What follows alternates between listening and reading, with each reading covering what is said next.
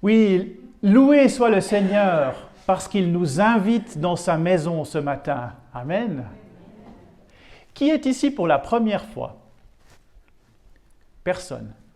Ben, soyez quand même tous les bienvenus ce matin. Et j'espère que cette lame chirurgicale dont nous parle Jean-Marc, elle ne va pas faire trop mal non plus. Mais c'est vrai, il a raison. La parole peut être tranchante et elle peut révéler des choses. Alors Seigneur, nous te prions pour que ta parole nous révèle aussi des choses dans nos cœurs. Alors, est-ce que quand vous êtes à l'approche d'une décision, d'une discussion importante avec quelqu'un et quand vous devez lui annoncer une nouvelle un peu difficile ou lui communiquer une décision difficile, est-ce que vous avez des fois un petit peu, est-ce que quelqu'un a déjà eu un petit peu peur de la réaction des fois? Oui, je crois qu'on a tous un petit peu vécu ça. Eh bien moi je crois que Pilate, il a été un petit peu dans cette situation. On va parler de Pilate aujourd'hui. Nous sommes dans l'évangile de Jean. On continue notre série des rencontres avec Jésus dans Jean, chapitres 18 et 19. La rencontre entre Pilate et Jésus. Je crois que Pilate, il a été un petit peu dans cette situation. Alors j'aimerais faire un petit sondage avant de commencer. Vous connaissez tous l'histoire de Pilate et de Jésus. Qui pense que Pilate était une bonne personne? Qui pense que Pilate était une mauvaise personne? Quelques-uns. Qui pense que Pilate était un personnage ambigu? Ah, d'accord, c'est intéressant, on est quasiment tous d'accord. Pilate était peut-être un personnage assez ambigu. Et alors on va parler du procès de condamnation de Jésus. Et on va voir à quel point Jésus cadre dans un contexte historique avec des personnages, des gouvernants qui ont existé à cette époque et qui sont mentionnés dans les livres d'histoire. C'est un élément important qui confirme l'historicité, la réalité historique de l'existence de Jésus. Et alors les rencontres avec Jésus, puisque c'est le titre de notre série qui dure depuis plus d'une année déjà, ces rencontres avec Jésus sont toujours puissantes et bouleversantes. Rejeté ou accepté, acclamé ou calomnié, giflé ou embrassé, le Christ ne laisse pas indifférent. Et je veux vous parler aujourd'hui de la rencontre de Jésus avec Pilate, qui était le préfet romain de Judée. Même pas le gouverneur, c'était un simple préfet soumis au proconsul romain de Syrie, qui le renverra d'ailleurs plus tard à Rome. Alors Pilate ne jouait pas dans la cour des grands hommes d'État romains. C'était un homme de carrière, sans réputation ou sans fait d'armes particulier, un fonctionnaire assez quelconque finalement. Et si tu peux juste mettre la carte de la Judée.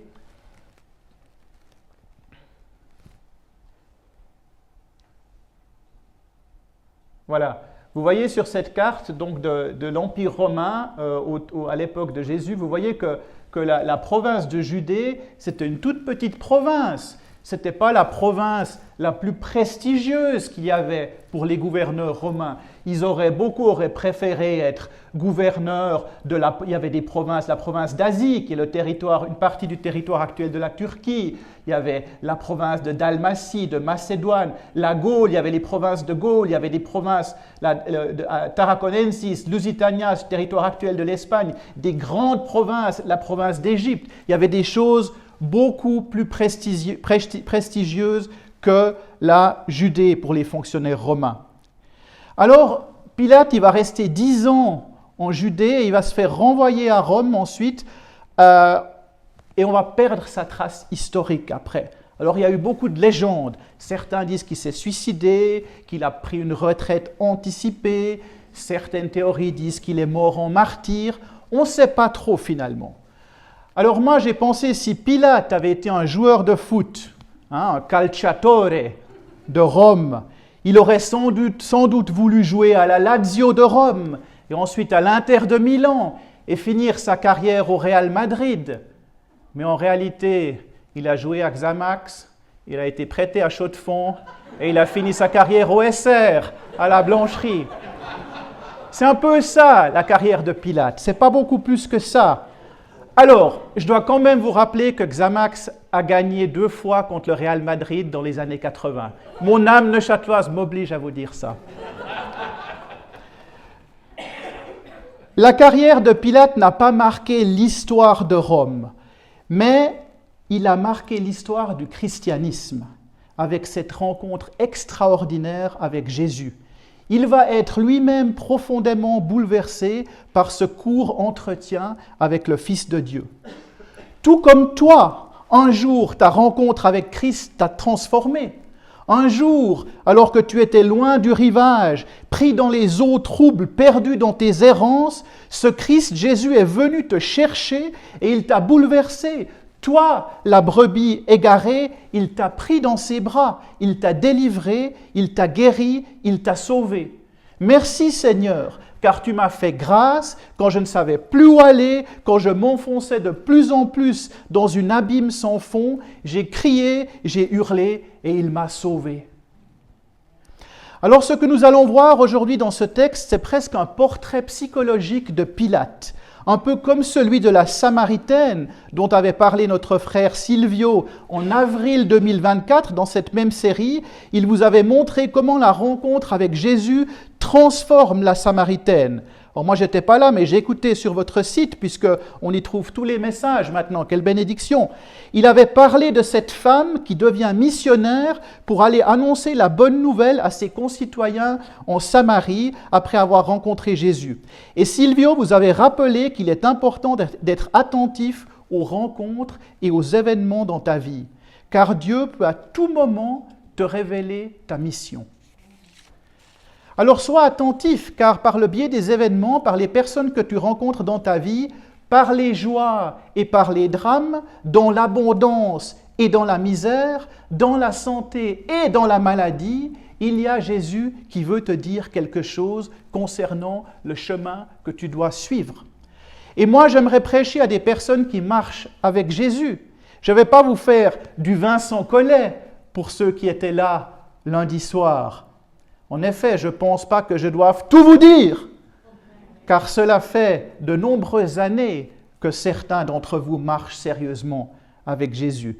Mais j'aimerais que vous tous, vous marchiez avec Jésus et que ceux qui sont au dehors, les disciples appelés par Dieu, qui ne sont pas encore ici, eh bien j'aimerais qu'ils viennent vous rejoindre ici, attirés par la flamme de l'Évangile qui rayonne à la rue Saint-Maurice.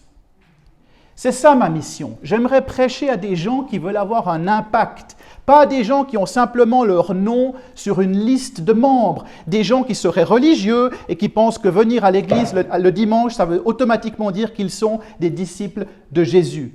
Disciple, ça ne veut pas simplement dire venir à l'église le dimanche. Un disciple, il marche avec Jésus tous les jours. Il laisse Jésus guider ses pas.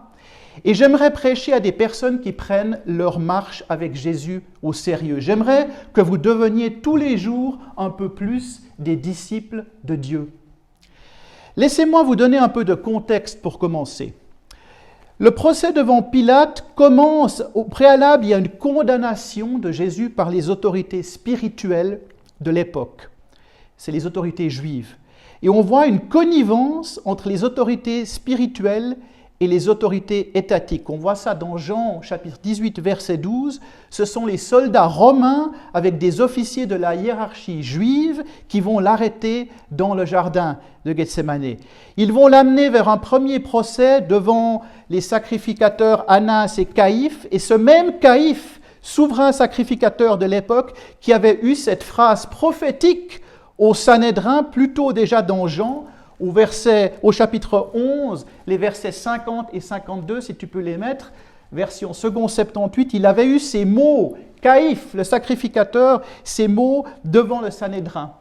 Vous ne vous rendez pas compte qu'il est avantageux pour vous qu'un seul homme meure pour le peuple et que la nation entière ne périsse pas. Et Jean nous dit, ici dans le texte, il nous dit que ce qu'a dit Caïphe, en fait, c'était une prophétie.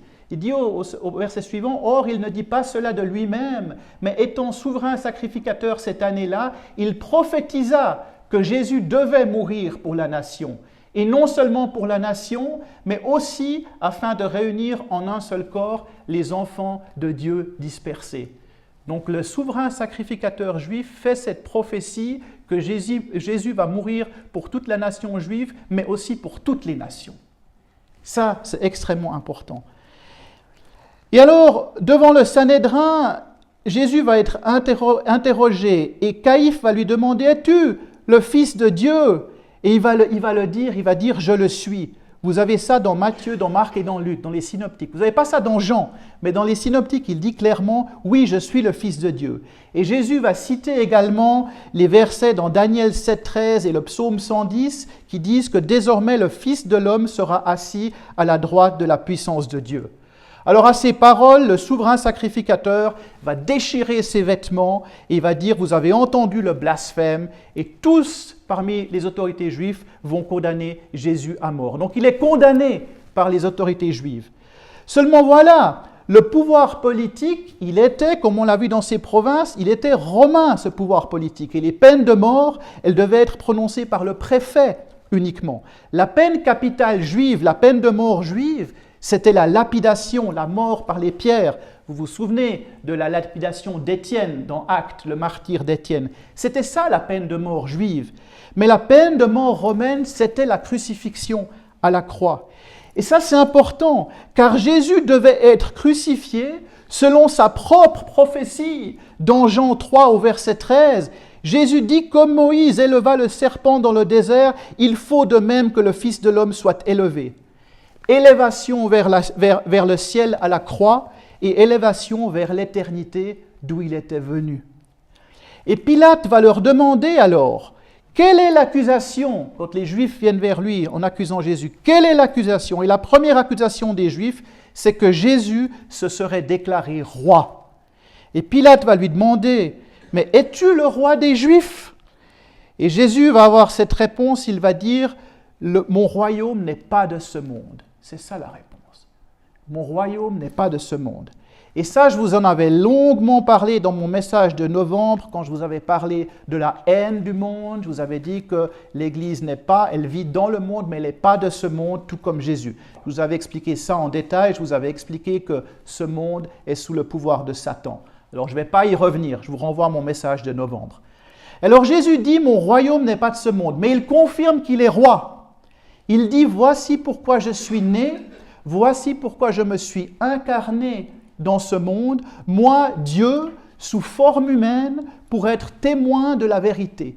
Et là résonnent ces paroles, je suis le chemin, la vérité et la vie. Jésus est le roi de vérité, Jésus est Dieu. Alors ça va troubler Pilate une première fois. Il va dire aux Juifs qu'il ne trouve aucun motif pour condamner Jésus. Et il va tenter un stratagème pour libérer Jésus. Il pensait que Jésus devait quand même être populaire parmi le peuple. Vous vous souvenez, le jour des rameaux, quand il entre à Jérusalem, il est acclamé par tous. On célèbre encore aujourd'hui ce jour, ce dimanche des rameaux. Il était acclamé par tout le monde. Alors il pensait qu'il était populaire et il va utiliser, il y avait une tradition apparemment qui était l'amnistie pascale. C'est qu'à la Pâque, le gouverneur romain libérait un criminel. Il le rendait aux Juifs. Donc il va donner ce choix aux Juifs. Il va leur dire, soit je libère Jésus, soit je libère Barabbas. C'est vous qui choisissez. Et Barabbas, c'était sans doute le leader d'une guérilla contre le pouvoir colonial romain. C'est pour ça qu'il était emprisonné par les Romains, parce que c'était un brigand qui essayait justement de lancer une insurrection contre le pouvoir romain en Judée. Alors il va leur donner le choix. Et il pense qu'il a trouvé une solution, mais en fait, il va se mettre encore plus dans le pétrin, parce que même si c'était un criminel, Barabbas avait un soutien populaire. Et on va voir dans cette scène une opposition dramatique et cruelle entre Jésus et Barabbas. Si tu peux mettre Barabbas, s'il te plaît. Voilà. Donc ça, c'est la phrase de Pilate. « Voulez-vous que je vous relâche le roi des Juifs ?» Alors de nouveau, ils crièrent « Non, pas lui, mais Barabbas !» Or, Barabbas était un brigand. Vous avez une illustration ici de James Tissot du XVIIIe siècle. Et on va voir un retournement dramatique du peuple. Ce même peuple qui avait justement acclamé Jésus à son entrée dans Jérusalem le jour des rameaux. Malgré tant de miracles, le peuple n'avait pas cru en Jésus, afin que la prophétie d'Ésaïe s'accomplisse. Ésaïe au chapitre 6 dit « Il a aveuglé leurs yeux et endurci leur cœur, de peur qu'ils ne se convertissent et que je ne les guérisse. » Et Jésus les avait pourtant avertis. Il avait dit « Celui qui me rejette sera jugé par ma parole au dernier jour » dans Jean 12 au verset 48. Alors les noms ici sont très révélateurs, parce que Barabbas, en hébreu, en araméen, ça veut dire simplement « fils de son père ». Abbas, c'est le père en araméen. Le mot abbé, vous connaissez le mot abbé, ça veut dire le père, ça vient de la même racine. Bar Abbas, ça veut simplement dire « fils de son père ». Ben, c'est presque une blague ce nom, parce que vous êtes tous, je crois, fils de votre père, d'accord? Alors Barabbas est un petit activiste politique, un brigand révolutionnaire à la tête d'un groupe d'insurrection contre le pouvoir local, et c'est pour ça qu'il était en prison. Mais c'est un peu le faux Messie, c'est le Messie politique qu'attendait Israël, le Messie qui aurait été le leader d'une révolte militaire de la nation, et ce nom symbolique, fils de son père, c'est vraiment une blague. Barabbas symbolise l'homme en général dans sa nature de pécheur. C'est ça, c'est le fils de son père simplement, c'est tout ça, c'est le fils de son père. Alors même si tu n'es pas le leader d'une guérilla criminelle, Barabbas, ça pourrait être n'importe qui. Barabbas, c'est toi, Barabbas, c'est moi, un pécheur, fils d'un père humain, pécheur lui aussi. Mais Jésus, c'est le vrai Messie, Messie spirituel, Yeshua, le Sauveur, Roi des rois et Seigneur des seigneurs, homme et Dieu à la fois, différent de toi et moi, car il est né miraculeusement d'une vierge. Son sang est différent. S'il était né d'un homme, alors son sang serait comme le tien et le mien. Il serait comme le sang de Barabbas, le sang d'un pécheur. Et dès lors, son sang n'aurait pas le pouvoir de nous sauver de la mort. Mais Jésus est fils de Dieu. Il est différent, il est dans une catégorie à part, il est unique, pleinement humain, mais pleinement divin aussi. Et c'est là précisément la deuxième accusation que les Juifs vont formuler pour convaincre Pilate. Et celle-ci va le troubler encore plus. Il leur ramène cet homme, Jésus, et il va leur dire, donc il l'a fait flageller, quand même ça faisait partie de son stratagème. Il a flagellé Jésus parce qu'il espérait que peut-être ça allait être suffisant pour les Juifs et qu'ils allaient le libérer avec toutes ses blessures, avec sa couronne d'épines. Alors il va leur amener l'homme et il va leur dire, voici l'homme. Tu peux mettre la prochaine. Il va leur dire, voici l'homme. Jésus sortit donc portant la couronne d'épines et le manteau de pourpre et Pilate leur dit, voici l'homme. C'est cette fameuse phrase en latin « ecce homo », vous avez plusieurs œuvres d'art. Voici l'œuvre d'art du Caravaggio qui représente cette scène de « ecce homo », voici l'homme. Voici l'homme, voilà, je l'ai fait flageller, je lui ai mis une couronne d'épines, il a reçu sa punition, mais il n'a rien fait de mal. Vous êtes contents, les Juifs, ça vous suffit? Ça vous suffit? Et là, les Juifs, ils vont dire « Non, on sait que Jésus est simplement un homme, mais il a blasphémé, il a osé dire qu'il est Dieu, il s'est fait fils de Dieu, blasphème ultime pour les Israélites. » Et à ces mots de fils de Dieu, Jean nous dit que la crainte de Pilate augmenta. Quand il entend ça, que les Juifs, que Jésus avait dit qu'il était fils de Dieu, là, Pilate, il a vraiment eu peur. Alors il faut savoir deux choses. Premièrement, Pilate était un Romain. Et les Romains n'étaient pas des athées, ils croyaient aux dieux de la mythologie gréco-romaine. Vous connaissez toutes ces histoires, Jupiter, Zeus, etc. Vous connaissez ça. Et dans cette mythologie, il y avait aussi des demi-dieux.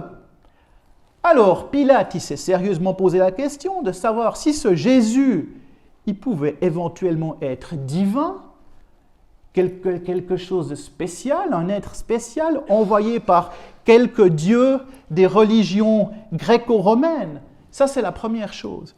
Et la deuxième chose qu'il faut savoir, et vous avez ça dans Matthieu 27, au verset 19, la femme de Pilate l'a averti au sujet de Jésus et lui a dit « Ne te mêle pas de l'affaire de ce juste, car j'ai souffert en rêve à cause de lui. » Donc il a doublement pris peur. Il a dit « Mais si je fais crucifier cet homme, mais je vais être maudit. Il y a un vrai risque éternel de malédiction. » Alors aujourd'hui, la culture dans laquelle on vit, on rigole de tout ce qui est surnaturel. On rigole de Dieu, on rigole du diable, on rigole des sorcières. Et on oublie que le monde invisible est réel. Peut-être qu'ils rigolent parce qu'ils en ont un peu peur. Mais moi, je crois que Jésus est un être surnaturel. Je crois qu'il est né miraculeusement d'une vierge. Je crois qu'il est mort à la croix et ressuscité miraculeusement. Je crois qu'il est vivant en ce moment, assis à la droite du Père, même si je ne peux pas le voir physiquement avec mes yeux ici. Mais je crois aussi que les mondes invisibles existent et qu'ils sont sans doute beaucoup plus réels que le monde visible.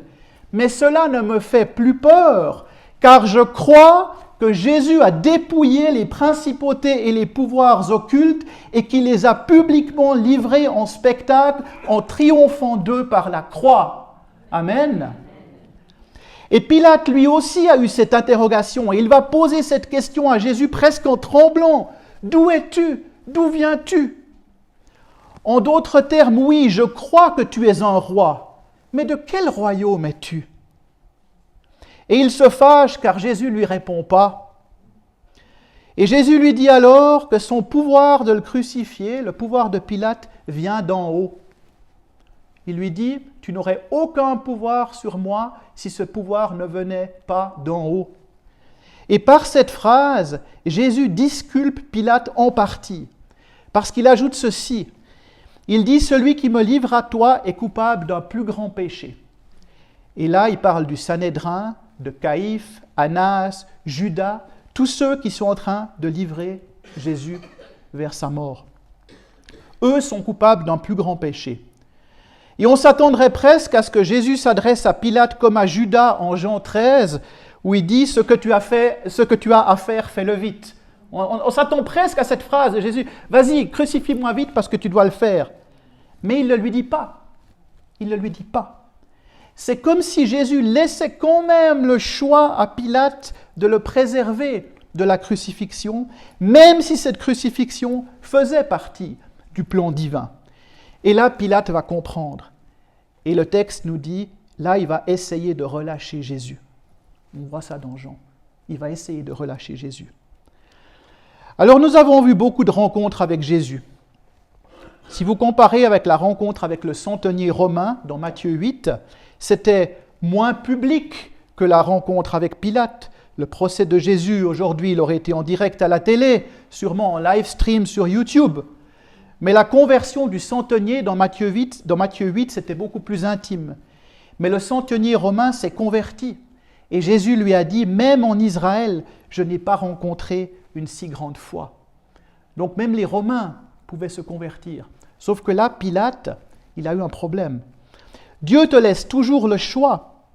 Donc Pilate, il aurait pu refuser de prononcer le décret de crucifixion. Tu as toujours la possibilité de faire demi-tour dans ta vie. Même quand l'ennemi veut te faire croire que tout est fichu, que ta famille est fichue, que ton travail est fichu, que ton mariage est fichu, que ta santé est fichue, que tes enfants sont perdus et que tu ne sers plus à rien. Tu peux faire demi-tour, car Jésus est le Dieu qui pardonne, le Dieu de la deuxième chance dans ta vie. Deuxième, troisième, quatrième chance. Il ne te laisse pas tomber, même quand tu pèches à nouveau. Il ne t'abandonne pas, mais il te demande de revenir à lui et il te demande la repentance. Et si tu es ici ce matin et que tu n'as pas encore accepté Christ dans ta vie, ou que tu es dans le doute, plus trop sûr de toi, plus trop sûr de ta foi surtout, si tu es en train de flancher, alors ce n'est pas un hasard si tu es ici ce matin et je suis convaincu que c'est Dieu qui t'a amené ici. Alors c'est le jour que le Seigneur a prévu pour toi. Il t'invite à répondre à son appel. Viens vers lui, car il t'offre la vie éternelle. Nous aurons à la fin de ce culte des équipiers de prière.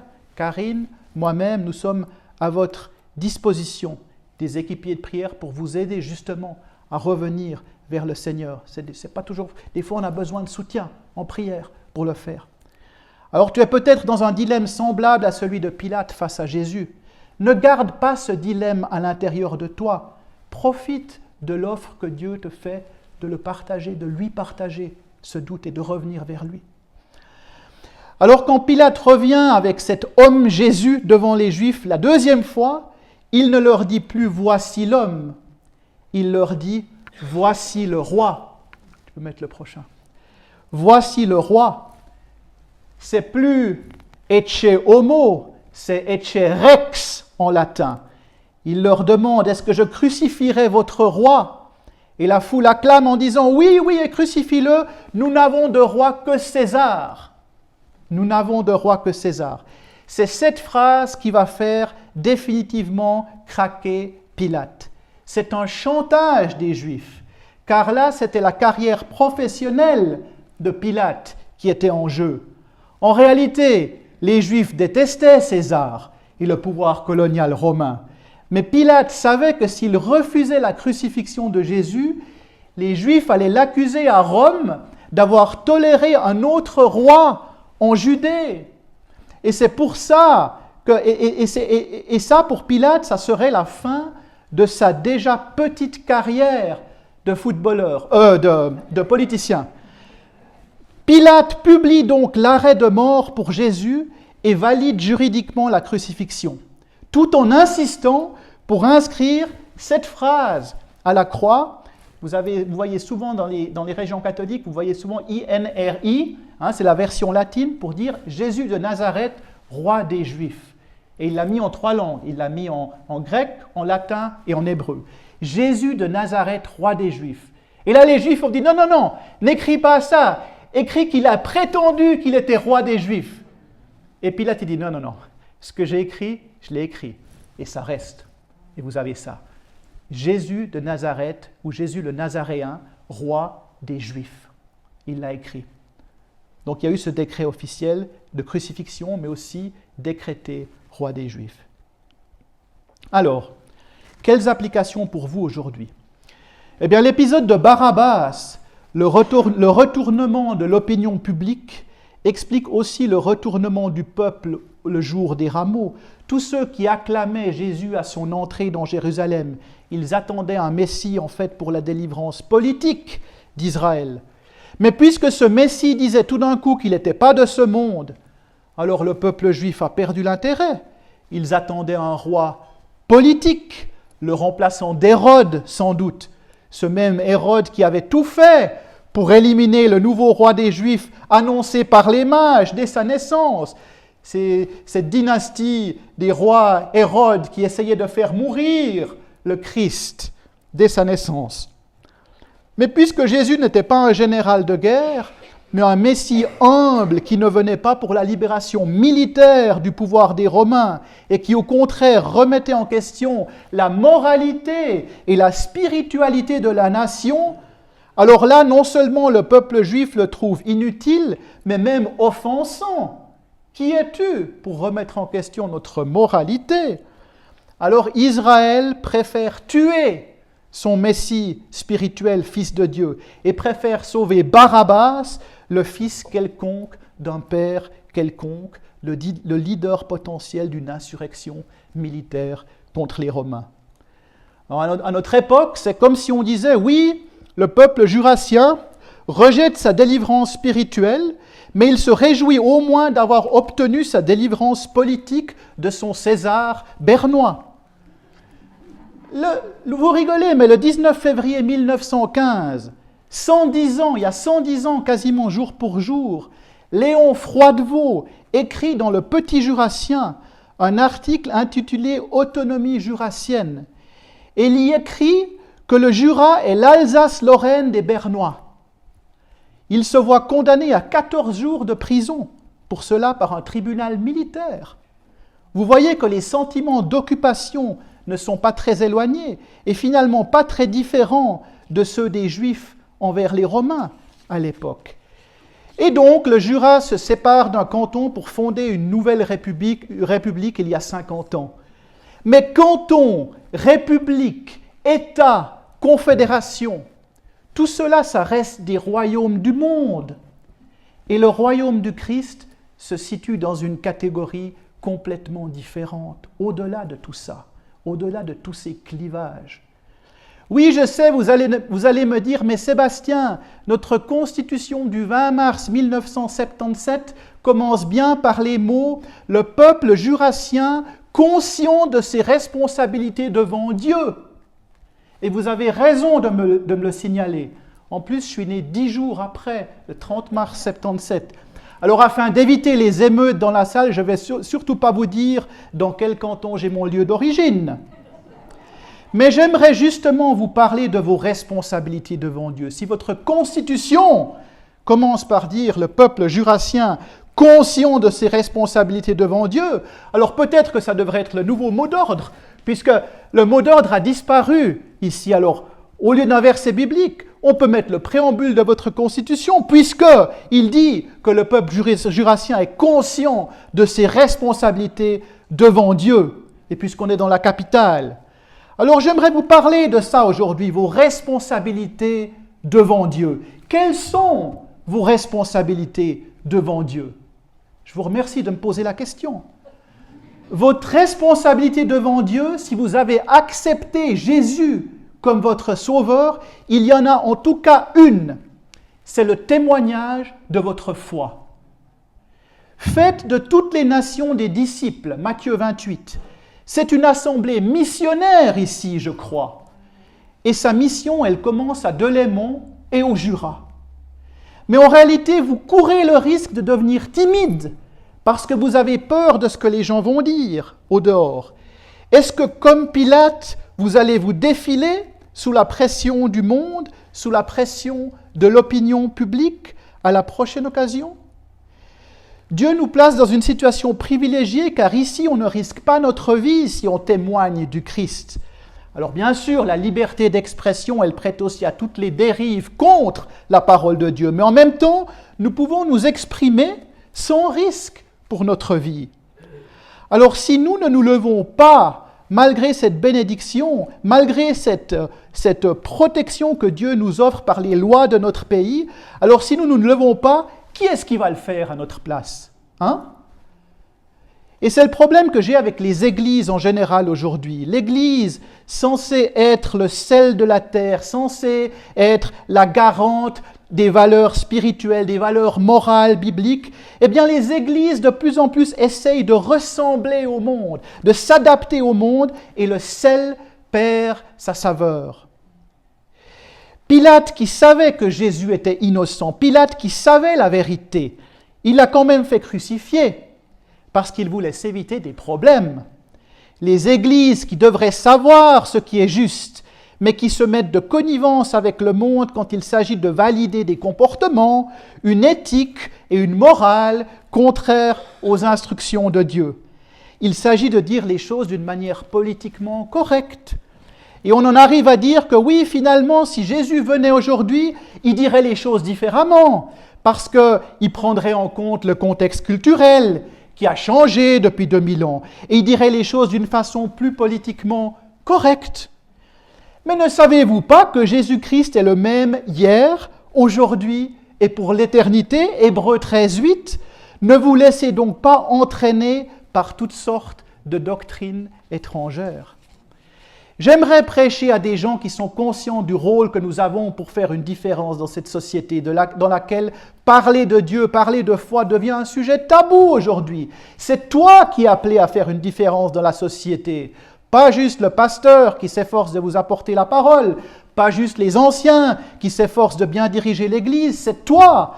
Pas juste l'accueil qui aide à transformer les cœurs avec un sourire, pas juste l'équipe de louanges qui s'assure que Dieu soit loué dans sa gloire. C'est pas juste eux, c'est toi, chacun. Pas juste les responsables du réseau évangélique ou de l'Église. C'est toi, sur ton lieu de travail, avec tes voisins, avec tes collègues, avec les membres de ta famille qui vivent loin du Seigneur. C'est toi qui es appelé à changer les choses.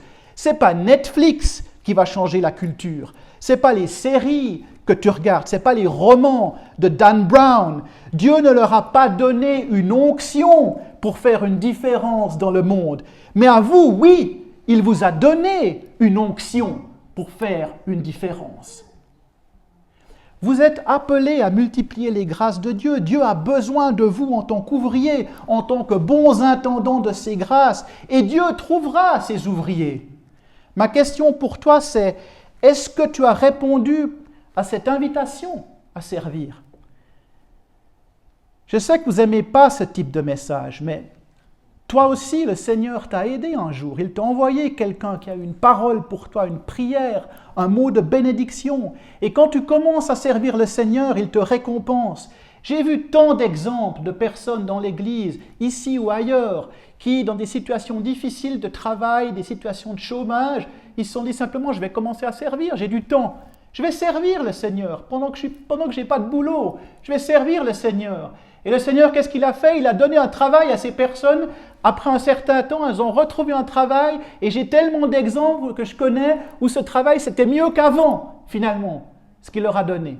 Donc, pensez à servir. Si votre priorité, c'est le service, Dieu n'est pas aveugle, il voit tout. Il voit ce que vous faites, il voit quand vous servez, il va vous récompenser. Alors vous allez me dire, et les martyrs et l'Église persécutée? Oui, vous avez raison. Et c'est pour cela que nous devons être très humbles. Je ne vous prêche pas un évangile de la prospérité, mais j'essaye de vous faire comprendre que les bénédictions économiques et professionnelles, familiales et spirituelles dans vos vies, tout cela, ça vient du Seigneur. Et il vous les donne sans avoir une obligation de vous les donner. Ce sont des grâces gratuites. Alors Jésus nous dit que nous sommes le sel de la terre. C'est pour réveiller ce monde, réveiller les personnes de leur léthargie, ces personnes sans intérêt pour les choses spirituelles. Quand elles ont un contact avec toi, ces personnes, quand elles te voient, quand tu rentres dans une pièce, ces gens qui ne croient pas en Dieu, ils devraient sentir qu'il y a quelque chose de différent.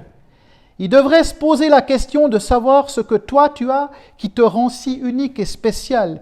Elles devraient même changer leur comportement en ta présence.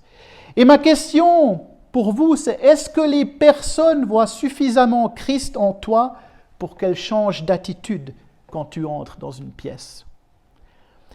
J'aimerais que vous compreniez que quand vous allez quelque part, vous êtes un ambassadeur de Christ, vous êtes un enfant du Très-Haut, vous êtes différent. Si rien ne change en votre présence, la culture ne change pas, les gens ne changent pas, le job ne change pas, alors le sel a perdu sa saveur et il est amené à disparaître. Matthieu 5, 13. Nous sommes appelés à changer la culture dans laquelle nous vivons. Nous sommes appelés à faire une différence. J'ai un problème avec ça, c'est que des gens qui se disent chrétiens soutiennent les choses du monde qui vont contre Dieu. Et c'est facile de tomber dans le camp des Barabbas quand la société nous met sous pression et nous interdit de témoigner pour Jésus. Quand au travail, autour de vous, ils font des blagues sur Jésus, qu'ils ricanent, j'aimerais que quelqu'un ici se lève et dise « Stop, c'est mon Seigneur !» Vous ne pouvez pas parler de lui comme ça. J'ai été sauvé par son nom, j'ai été délivré par son nom, j'ai été guéri par son nom, j'ai retrouvé la joie par son nom. Ne touche pas à mon Jésus, touche pas à mon pote, quoi. Amen. Et Pilate, moi je crois qu'il a eu pitié de Jésus et qu'il voulait en savoir plus. Il aurait pu se convertir comme le centenier romain. Peut-être l'a-t-il fait plus tard. En tout cas, ce décret de mort, il ne l'a pas signé avec plaisir, parce que ce bref entretien avec Jésus, ça l'a bouleversé. Et j'aimerais prêcher à une église qui recherche le bouleversement de la culture dans laquelle nous vivons. Une église avec des personnes qui disent que même si j'ai personne pour se lever avec moi, personne pour m'encourager, personne pour prier avec moi, même si je suis tout seul parmi tous les Barabbas, je me lèverai tout seul pour la vérité. Je prie pour que Dieu élève des personnes dans cette église qui ont l'attitude pour se mettre debout pour Christ et pour être des témoins de l'Évangile. Oui, avec Jésus, voici l'homme, mais voici le roi. Voici le Fils de Dieu, voici le Roi des rois, voici le Seigneur des seigneurs pour l'éternité. Alors Seigneur, je prie pour que tu réveilles le cœur missionnaire de cette église de Delémont. Jésus, nous te louons pour les grâces que tu nous confies et nous proclamons ton nom sur nos ministères d'église. En ton nom, Jésus, nous rejetons et nous chassons le démon de la peur. Nous rejetons les attaques de l'ennemi quand il veut nous empêcher de proclamer ton nom haut et fort. Seigneur, fortifie-nous dans notre mission. Jésus, nous proclamons ton nom sur la ville de Delémont, sur ce canton du Jura, sur toutes ses vallées et sur tous ses habitants. Seigneur, je te demande ta bénédiction sur tous mes frères et sœurs, que tu les encourages dans leur marche avec toi, que tu les utilises pour proclamer ta bonne nouvelle partout où ils se trouveront. Nous rejetons la pression de l'opinion publique qui nous incite trop souvent à nous taire. Que cette Église soit un flambeau qui indique ta présence et tes promesses, Seigneur. Que cette Église soit un flambeau de l'Évangile. Fais de cette Église le sel de la terre, avec tellement de puissance dans sa saveur, que tous ceux qui approcheront de cette zone industrielle ne pourront pas ignorer ta présence, et qu'ils seront obligés de s'arrêter un moment et de tourner leur cœur vers toi. Seigneur, invite tes élus, révèle-toi puissamment à eux, et mets dans leur cœur cette question à ta rencontre. Qui es-tu, Seigneur? Que veux-tu faire dans ma vie? Comment dois-je faire pour te suivre? Par ton esprit, Seigneur, ouvre leur cœur et donne-leur le désir de te suivre. En ton nom, Jésus. Amen. Alors, pour certains d'entre vous, peut-être, vous êtes plus sûrs de votre foi. Peut-être vous êtes dans le doute. Peut-être que ce que j'ai dit aujourd'hui, peut-être ça ne fait pas beaucoup de sens. Si vous ne connaissez peut-être pas Jésus, vous êtes dans le doute, vous êtes en train de flancher. Alors si c'est le cas, eh bien aujourd'hui, c'est le jour que le Seigneur a fait. Ce n'est pas un hasard si tu es ici. Alors aujourd'hui, le Seigneur t'appelle à revenir vers lui. Et comme je l'ai mentionné, nous aurons des équipiers de prière. Et on est là aussi pour vous soutenir. Donc profitez aussi de cette opportunité. Et je prie que le Seigneur puisse faire bouger quelque chose dans le cœur de chacun, chacune. Et que s'il vous appelle, s'il y a quelque chose que vous devez régler avec lui, faites-le. N'attendez pas, ne le retardez pas. Aujourd'hui, c'est le jour qu'il a choisi, c'est le jour qu'il a désigné pour cela. Alors reviens vers lui, c'est aujourd'hui. Soyez bénis.